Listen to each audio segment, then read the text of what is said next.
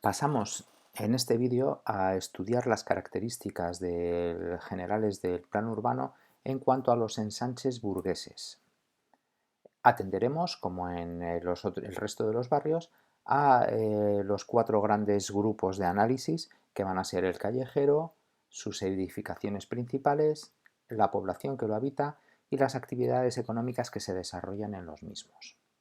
Los ensanches burgueses nacen a partir del siglo XIX, especialmente en el último tercio del siglo XIX, para dar respuesta al crecimiento que está llevándose a cabo en las principales ciudades españolas, como en otras de Europa y del mundo, y que han dejado atrás unos cascos históricos insuficientes para acoger a toda la población y sobre todo muy incómodos a tenor de las nuevas necesidades, de los nuevos servicios que se demandan, sobre todo por aquellos grupos más pudientes, por los burgueses que buscan expandirse y expandir la ciudad, creando nuevos barrios a imagen y semejanza suya, en los cuales dispongan de todas las comodidades propias de la época.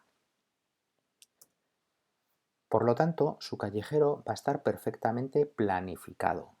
Van a contar con un crecimiento para nada espontáneo, un crecimiento endamero generalmente, y trazado por los más prestigiosos urbanistas de la época.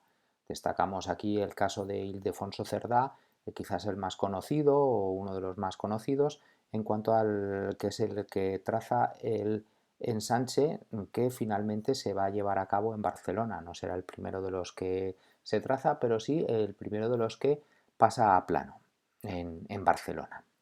Eh, Como corresponde a grupos pudientes en los cuales el problema económico no es el más evidente, las avenidas son amplias. El problema de suelo no es tanto el constructivo, las avenidas son amplias.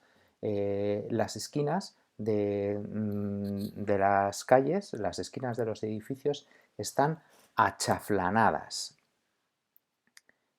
Esto es, están cortadas haciendo que cada intersección de calles dibuje una suerte de plaza central y facilite hoy en día sobre todo el tráfico, porque por una parte nos deja un espacio más abierto en el cual no nos asomamos directamente a la calle, sino que tenemos ese espacio para ver venir, y facilita el tránsito también a pie y generando esa sensación de mayor amplitud.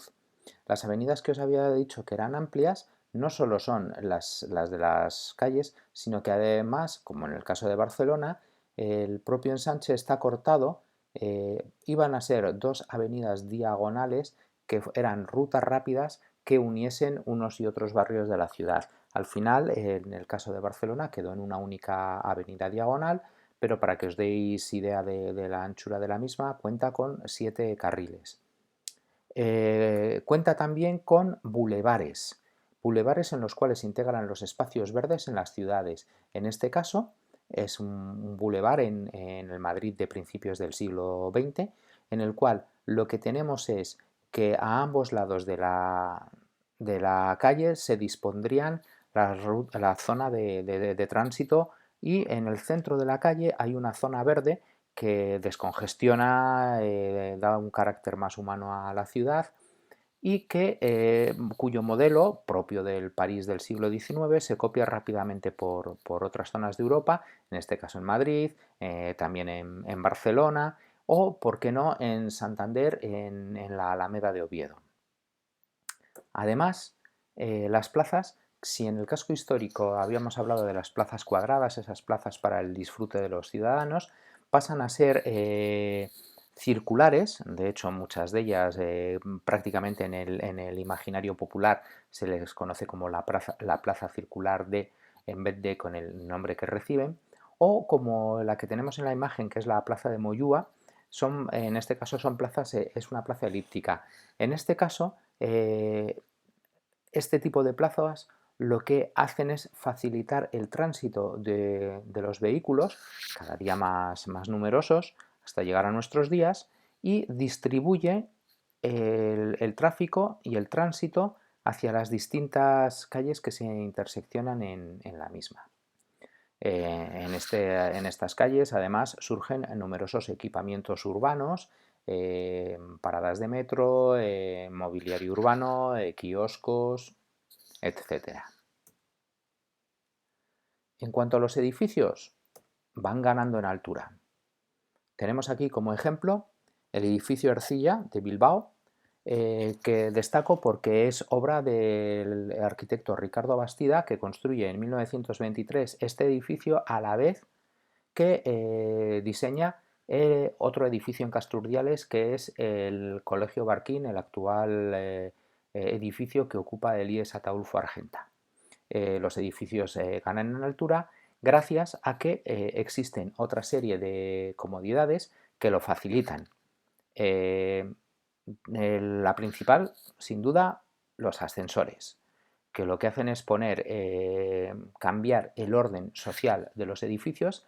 Hasta ese momento, la parte, el principal, que era como nos referíamos a una suerte de primer piso o primera planta, que no primer piso, estaba ocupado por las clases más acomodadas. Poco a poco va a dejar ese sentido de residencial y va a empezar a estar ocupado por usos de servicios del cuaternario. Y conforme se avanza en altura, si antes las clases menos pudientes ocupaban las buhardillas y las zonas más elevadas porque había que subir hasta 5 pisos a las mismas, ahora con el uso del ascensor se invierte ese orden social y resulta que aquellos que están más alejados de la calle, más alejados del bullicio, empiezan a ser los pisos más apetecidos por estas nuevas clases sociales.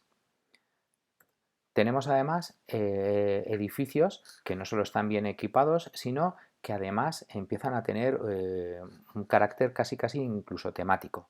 Y aquí tenemos el edificio de la Diputación de Vizcaya. Y además siguiendo algunas de las principales tendencias arquitectónicas. Por supuesto, Gaudí va a ser un referente en Barcelona y aunque construye poquito fuera del entorno de Barcelona, su influencia se va a dejar sentir. Pero no solo en el modernismo, aquí tenemos también en Moyúa un ejemplo de arquitectura ecléctica. La población que va a ocupar estos espacios, pues os podéis imaginar, va a ser una población de poder económico medio alto o muy alto. Una referencia, pensar simplemente el precio que pueda tener hoy un piso, además del tamaño en el que estaban hechos en su momento, en lugares como Gran Vía, la calle López de Haro en Bilbao. Y claro, las actividades económicas, pues bueno, buena parte de estas zonas van a contar con edificios administrativos, pero también con sedes representativas de empresas. Y aquí teníamos pues lo que sería la sede del Banco de Bilbao, con un comercio de alto nivel, porque las principales firmas se instalaban en estas zonas, y hoy en día sustituido en muchas ocasiones por quienes tienen un mayor poder económico, como son las franquicias que ocupan algunos de los antiguos edificios que eran sedes de empresas principales. No me quiero dejar tampoco atrás, como ya habíamos comentado en el casco histórico, el caso de los portales de placas, porque buena parte de estos edificios albergan, no solo en ese principal, sino incluso ya ocupando todas las plantas de los edificios, usos, gabinetes, consultas, sedes de abogados, etcétera.